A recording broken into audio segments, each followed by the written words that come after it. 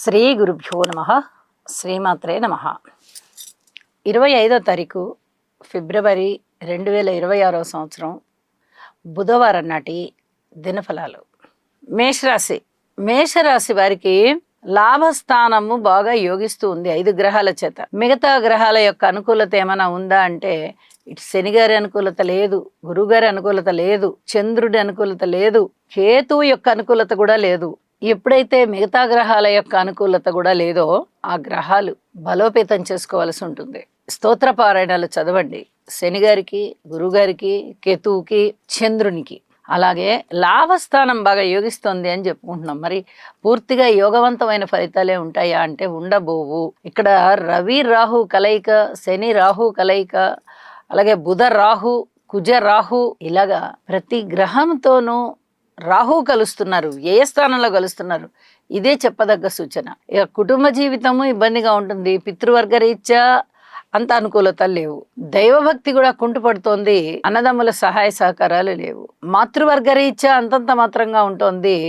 ఏదో అడపాదడపా కొద్ది డబ్బు ఏదైనా సహాయం అందితే అందచ్చు తప్ప ఈ రోజున మటుకు అంతగా మనశ్శాంతి లేదు. అంటే మీరు ఏ అంశాన్ని తీసుకోండి, సంతానాన్ని తీసుకోండి, మనశ్శాంతి లేదు.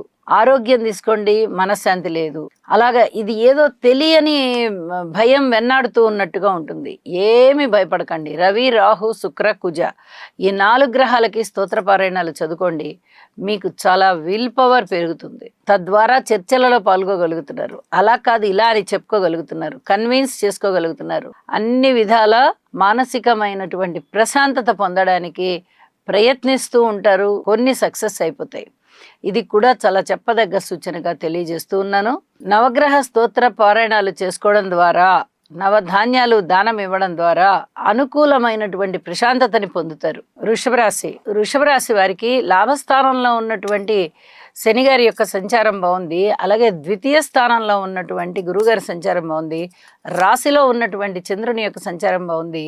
ఇక్కడ దశమం గురించి కూడా చెప్పుకోవాలి. దశమ స్థానానికి సంబంధించి పంచగ్రహ కూటమి ఏర్పడి ఉంది. అయితే దశమంలో ఉన్నటువంటి రవి గారు కానీ శుక్రుడు కానీ చాలా అద్భుతమైనటువంటి ఫలితాలను ఇస్తున్నారు.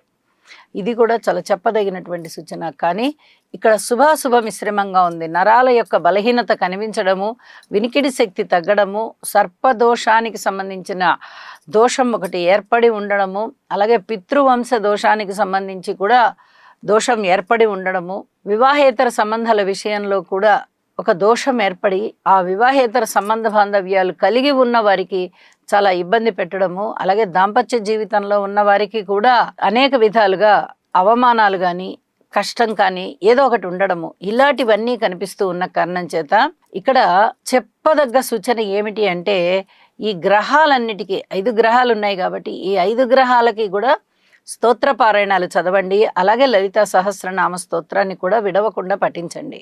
ఇది చెప్పదగ్గ సూచన. ఇక మిగతా విషయాలు ఉన్నాయి కదా, మాట తీరు విషయంలో కానీ, అన్నదమ్ముల యొక్క సహాయ సహకార విషయంలో కానీ అన్ని విధాలా బాగుంటుంది. మృష్టాన్న భోజనాలు ఉంటాయి, విందు వినోద కాలక్షేపాలు ఉంటాయి. మీరు 10 మందికి బాగా నచ్చుతారు, 10 మంది మిమ్మల్ని కోరుకుంటారు. ఒక విధమైన మానసికమైన బలం ఏర్పడుతుంది. ఊహించని విధంగా ధనలాభాలు ఉంటాయి. ఎన్నో మనసుకి సంతోషం పెట్టేటటువంటి అంశాలు ఉండడానికి అవకాశం ఉంది. అలాగే వివాహాది శుభకార్యాలు కుదరడం కానీ, దగ్గరికి రావడం కానీ ఇవన్నీ కూడా మీ మానసికమైనటువంటి తృప్తిని పెంపొందింపజేస్తాయి అని చెప్పి మరీ తెలియజేస్తూ ఉన్నాను. ఇక ప్రతిరోజు చెప్పుకుంటున్నాం మనం, ఇంత బాగుంది అంత బాగుంది అని. ఈరోజు కూడా చెప్పుకుంటున్నాం.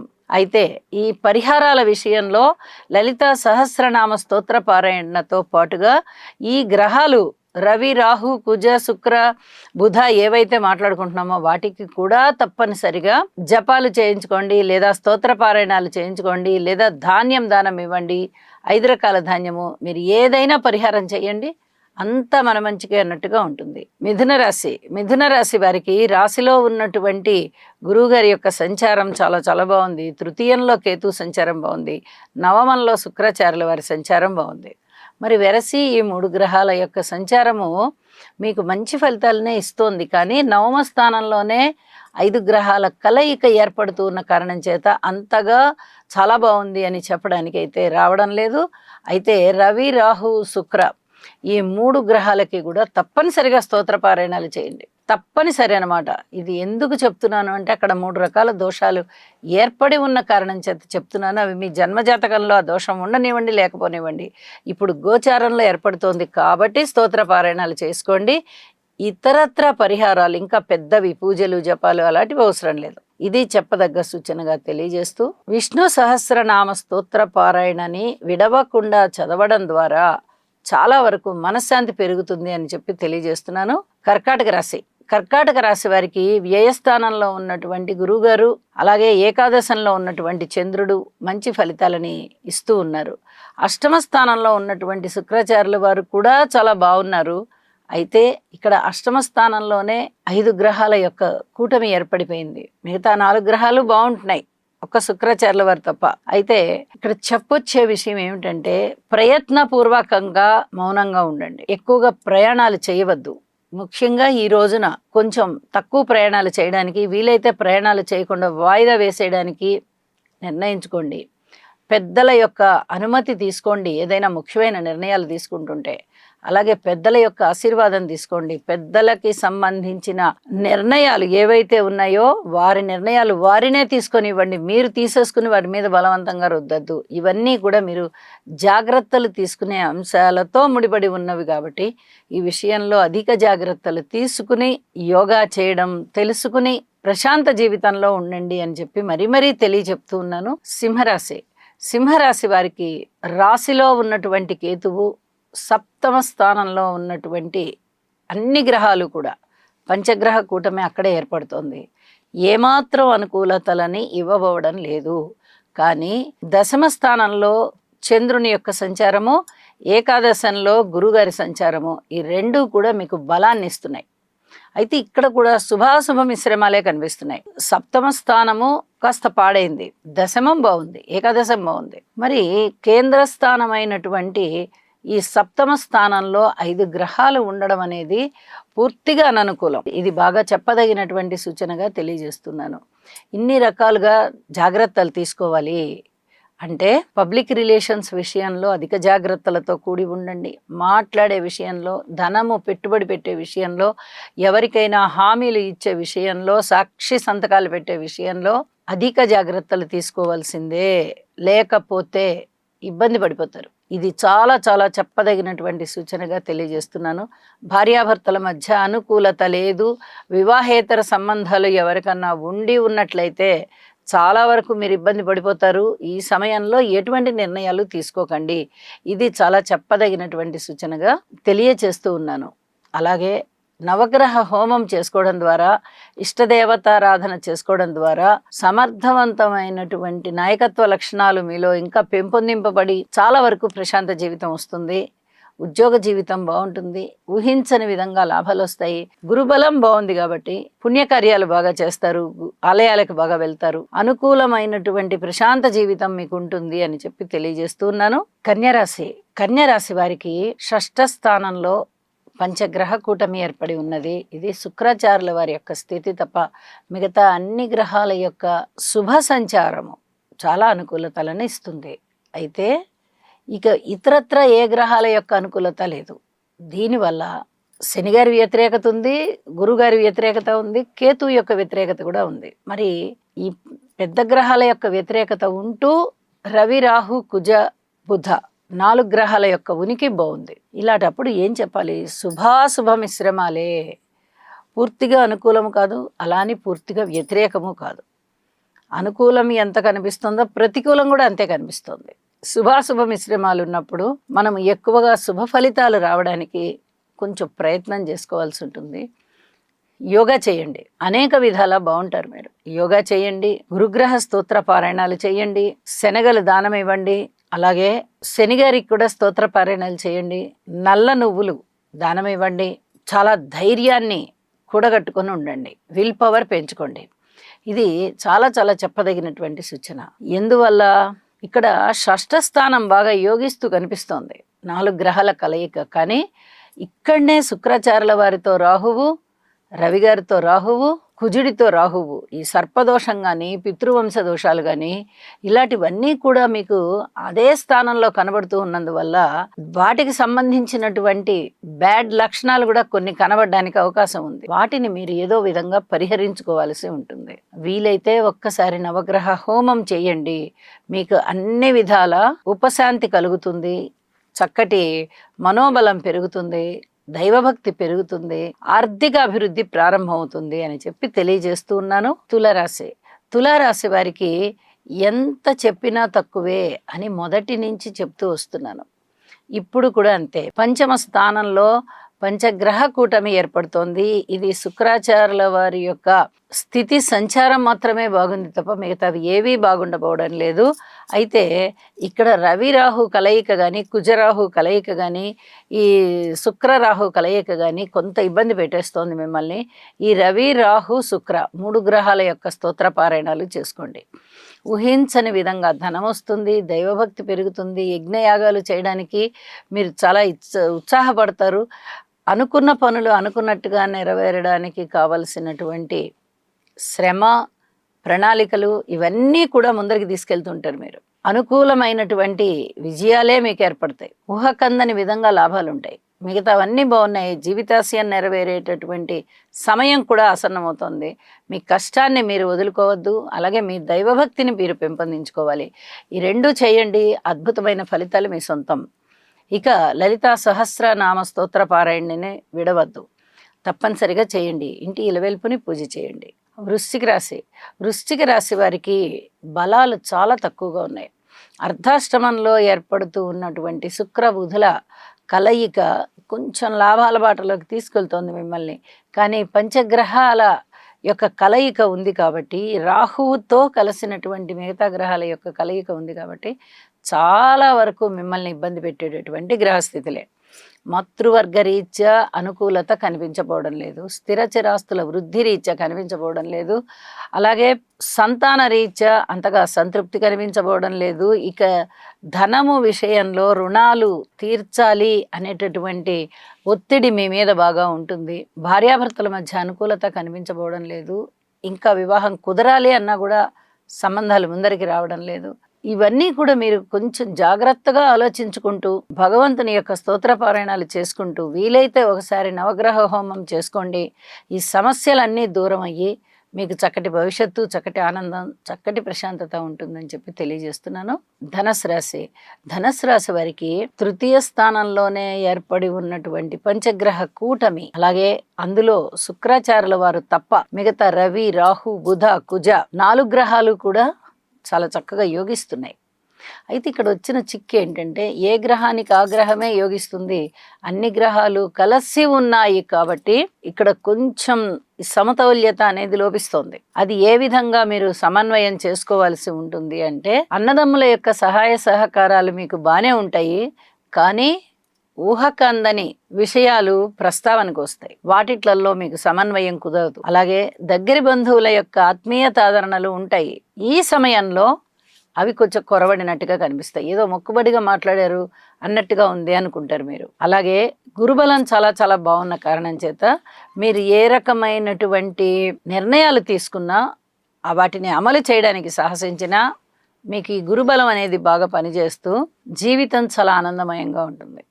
మంచి మాట ఉంటుంది, కుటుంబం ఉంటుంది, సంతానం ఉంటారు, భార్యాభర్తల మధ్య ఆప్యాయతనురాగాలు ఉంటాయి, స్థిర చరాస్తుల విలువలు పెరిగే విధంగా ఉంటాయి. అయితే ఇక్కడ చెప్పొచ్చేది ఏమిటి అంటే, పంచగ్రహాల యొక్క కలయిక 3వ స్థానంలో ఏర్పడి ఉంది. ధైర్య సాహసోపేతమైన నిర్ణయాలు తీసుకోవడంలో మీ తర్వాత ఎవరైనా అంత అద్భుతమైన, అంత విశాలవంతమైన భావాలతో మంచి మంచి నిర్ణయాలు తీసుకుంటారు. ఇది పెద్దల సమక్షంలో తీసుకోండి, మరింతగా శోభిస్తారు. మిగతా అన్ని విషయాలలోనూ కొంచెం ఓర్పు కలిగి ఉండండి. ఇది చాలా చెప్పదగినటువంటి సూచనగా తెలియజేస్తూ ఉన్నాను.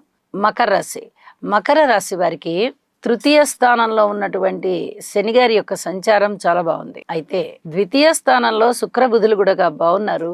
అయితే కుటుంబ స్థానం, వాక్ స్థానం అయినటువంటి 2వ స్థానంలోనే పంచగ్రహ కూటమి ఏర్పడుతూ ఉన్నందున ఎవరితో అయినా మాట్లాడేటప్పుడు జాగ్రత్తగా మాట్లాడుకోవాలి. ఒప్పందాలు కుదుర్చుకునేటప్పుడు పూర్తిగా పెద్ద మనుషుల యొక్క సహాయ సహకారాలు తీసుకోవాలి. మీ ఒక్క ఆలోచనలే తుది నిర్ణయం అవ్వకూడదు. ఇది కూడా చాలా చెప్పదగినటువంటి సూచన. ఎవరైనా మీ మీద అభియోగాలు మోపేటటువంటి పరిస్థితి కనిపిస్తోంది, ఏదైనా నిందలు వేసేటటువంటి పరిస్థితి కనిపిస్తోంది, వీటన్నిటి నుంచి మీరు బయటపడాలి అంటే తప్పనిసరిగా దైవ మార్గాన్ని ఎంచుకోవాలి. అది గురువు వలనే సాధ్యపడుతుంది కాబట్టి గురువు గారి యొక్క స్తోత్ర పారాయణాలు తప్పనిసరిగా చెయ్యండి. ఇది మరీ మరీ తెలియజెప్తున్నాను. అలాగే ఏదైనా కుటుంబం గురించి కానీ, ఎవరికైనా మాట ఇవ్వడం గురించి కానీ, ధనము ఖర్చు పెట్టవలసి వచ్చినా కానీ, అలాగే ఏదైనా మీరు హామీలు ఇవ్వవలసి వచ్చినా కానీ, దేనికైనా సరే కొద్దిగా ఆలోచించుకుంటాము, టైం కావాలి అని చెప్పి ఆ సమయాన్ని తీసుకోండి తప్ప వెంటనే ఫైనల్గా నిర్ణయాలు చేసేసి మీ ఒక్కరే స్వతంత్ర నిర్ణయం చేసేసి అవతల వ్యక్తికి ఏది మాట ఎస్ ఆర్ నో ఏది ఇచ్చినా కూడా ఇబ్బంది అయిపోతుంది. ఇది విజ్ఞప్తి అందించుకోవాల్సిందిగా సూచన. అయితే మనోబలం బాగుంటుంది కాబట్టి మనోబలానికి వచ్చిన ఇబ్బంది ఏమీ లేదు. ధైర్య సాహసోపేతాలతో ప్రస్తుత మీ కష్టం ఏదైతే ఉందో దాన్ని మీరు గట్టెక్కడానికి, దాని నుంచి సమస్య పరిహారం చేసుకోవడానికి, పరిష్కారం చేసుకోవడానికి మీ గుండె ధైర్యాన్ని ఉపయోగించండి అని చెప్పి తెలియజేస్తూ ఉన్నాను. ఇక నవగ్రహ స్తోత్ర పారాయణాలు చేయండి, వీలైతే శివారాధన చేయండి, విష్ణు సహస్రనామ స్తోత్ర పారాయణాలు కూడా పఠించండి. చక్కటి ప్రశాంతత మీకు వస్తుంది. కుంభరాశి వారికి రాశిలోనే పంచగ్రహ కూటమి ఏర్పడి ఉన్న కారణం చేత గురు బలం చాలా బాగుంటూ ఉన్నప్పటికీ జాగ్రత్తలు తీసుకునే అంశాలు కూడా చాలా ఉన్నాయి. సప్తమ స్థానంలో కేతు ఉన్నారు. ఇక్కడ రాశిలోకి వచ్చేటప్పటికి 5 గ్రహాల యొక్క ఉనికి మిమ్మల్ని కొంచెం ఇబ్బంది పెట్టేటటువంటి లక్షణాలే ఉంటూ ఉంటాయి. ద్వితీయ స్థానంలో శని గారు ఉన్నారు. రాశిలోకి వచ్చేటప్పటికి రవి గారు ఉన్నారు, కుజుడు ఉన్నారు, బుధుడు ఉన్నారు, రాహు ఉన్నారు, శుక్రాచార్యుల వారు ఉన్నారు. శుక్రాచార్యుల వారి యొక్క స్థితి సంచారం కొంచెం పర్వాలేదు. ఏదో ఒక విధంగా మానసికమైనటువంటి బలాన్ని ఇవ్వడము, లేదా మాతృవర్గ రీత్యా బలాన్ని ఇవ్వడము, ధన ఆదాయం పెంచడము, ఇలాంటివి ఏమన్నా చేయడానికి సహాయం చేస్తుంది. కానీ ద్వితీయ స్థానంలో ఉన్నటువంటి శని గారి యొక్క స్థితి సంచారము చాలా ఇబ్బందులే. వీటిని సత్వరగతిన పరిరక్షించుకోండి. ఓర్పు కలిగి ఉండాలి. కుటుంబంలో ఐకమత్యం కొరకు కష్టపడాల్సి ఉంటుంది, కాలాన్ని వెచ్చించవలసి ఉంటుంది, ధనము ఎక్కువగా ఖర్చు చేయవలసినటువంటి పరిస్థితి కనిపిస్తూ ఉంటుంది. అన్నదమ్ముల యొక్క సహాయ సహకారం కూడా అంత బాగా లేదు. మాతృవర్గ రీత్యా కూడా పూర్తిగా మీకు అనుకూలమైనటువంటి సమయం కాదు. రుణ భారాలన్నీ కొంచెం అది భారాలుగానే ఉంటాయి. భార్యాభర్తల మధ్య అన్యోన్యత విషయంలో కానీ, వివాహేతర సంబంధాల విషయంలో కానీ, దూర ప్రాంతాల విషయంలో కానీ, పితృవర్గ రీత్యా కానీ మీరు ఏ రూపకంగా అయినా తీసుకోండి, ఉద్యోగ జీవితం, వ్యాపార జీవితం ఏదైనా తీసుకోండి, ఓర్పు కలిగి ఉండాల్సిందే. గ్రహస్థితులు ఏవి అనుకూలంగా లేవు. అలాగే సర్ప దోషం సూచితమవుతోంది, పితృవంశ దోషం సూచితమవుతోంది, కుజ శుక్రుల కలయిక సూచితమవుతోంది, శుక్ర రాహు కలయిక సూచితమవుతోంది. ఇవన్నీ కూడా మీరు అన్ని అంశాలలోనూ జాగ్రత్తలు తీసుకోవాల్సి ఉంది కాబట్టి నవగ్రహ స్తోత్ర పారాయణాలు చేసుకోండి. వీలైతే ఒకసారి నవగ్రహ హోమం చేసుకోండి. గురుబలం బాగుంది, మీకు సంతాన రీత్యా చక్కటి సహాయ సహకారాలు ఉంటాయి, సంతృప్తి కూడా ఉంటుంది. దైవ బలాన్ని పెంచుకోవడం ద్వారా మిగతా అంశాలన్నింట్లలో కూడా కాస్త మీకు మానసికమైన సంతృప్తి కలిగే విధంగా ఉంటుంది అని చెప్పి తెలియజేస్తూ ఉన్నాను. మీనరాశి వారికి తృతీయ స్థానంలో ఉన్నటువంటి చంద్రుని యొక్క సంచారము, షష్ఠ స్థానంలో ఉన్నటువంటి కేతు గారి సంచారము, అలాగే వ్యయస్థానంలో ఉన్నటువంటి శుక్రాచార్యుల వారి సంచారము, నిజానికి పంచగ్రహ కూటమి ఏర్పడి ఉన్నది. అయినప్పటికీ కూడా శుక్రాచార్యుల వారి సంచారము షష్ఠ స్థానంలో అనేక రకాలుగా ఈ 3 గ్రహాల యొక్క ఉనికి కూడా మీకు చాలా చాలా మేలు కలగజేస్తుంది. అయితే మేలు కలగజేయడంతో పాటుగా జాగ్రత్తల్ని కూడా సూచిస్తోంది. ఎందువల్ల? రాహు గారితో కలిసి ఉన్నాయి గ్రహాలు. ఇక్కడ కుజుడు కానీ, రవి కానీ, అలాగే శుక్రాచార్యుల వారు కానీ, ముగ్గురు కూడా రాహుతో కలిసి ఉండడం వల్ల, బుధగ్రహం కూడా వ్యయంలోనే ఉన్నది. మిమ్మల్ని కాస్త ఇబ్బంది పెట్టేటటువంటి పరిస్థితులు ఏ విధంగా ఉండబోతున్నాయి అంటే, వివాహేతర సంబంధాల విషయంలో అధిక జాగ్రత్తలు తీసుకోవాలి. పెద్దలకి తెలియచెప్పడం ఇప్పుడు మంచి పద్ధతి కాదు. మీరు ధైర్య సాహసాలతో నిర్ణయాలు తీసేసుకుని మేము వివాహం చేసేసుకుంటాము, ఇక ఎవరికి చెప్పేది లేదు అనే లాంటి ఆలోచనలు కూడా చేయవద్దు. ఇది చాలా చాలా ముఖ్యమైనటువంటి సూచన. అలాగే భార్యాభర్తల మధ్య అనుబంధము, ఆత్మీయత విషయంలో కూడా కొంచెం భేదాభిప్రాయాలు కనిపించేటటువంటి లక్షణాలు కనిపిస్తూ ఉంటాయి ఇప్పుడు. ఇది కూడా అనుకూలం కాదు. నరాలకు సంబంధించి, వ్యాపారానికి సంబంధించి, మానసికమైనటువంటి ఒత్తిడికి సంబంధించి వీటికి కూడా జాగ్రత్తలు తీసుకోండి. అలాగే ఆరోగ్య విషయంలో కూడా జాగ్రత్తలు తీసుకోండి. స్థాన చలనానికి సంబంధించి అవకాశం ఉంది. ధనము ఎక్కువగా ఖర్చు అయ్యేటటువంటి పరిస్థితి కనిపిస్తోంది. అన్నదమ్ముల సహాయ సహకారం చాలా బాగుంది అన్నట్టుగా పైకి ఉంటుంది, కానీ మీరు కోరుకున్నంత స్థాయిలో సంబంధ బాంధవ్యాలు లేవు, అనుకూలత లేదు. స్థిరచరాస్తుల వృద్ధి కోసం మీరేమన్నా కష్టపడి ఆదాయం పెంచుతున్నారా అన్నా కూడా ఆదాయం పెరగబోవడం లేదు, కష్టం పెరగబోవడం లేదు, విలువలు కూడా ఇంకా ఇప్పుడే పెరగబోవడం లేదు. మీ కష్టమే కనిపిస్తూ ఉంటుంది. ఇవన్నీ కూడా జాగ్రత్తలు తీసుకోవాల్సిన అంశాలే కాబట్టి తప్పనిసరిగా జాగ్రత్తలు తీసుకోండి. నవగ్రహ స్తోత్ర పారాయణాలు చేసుకోండి.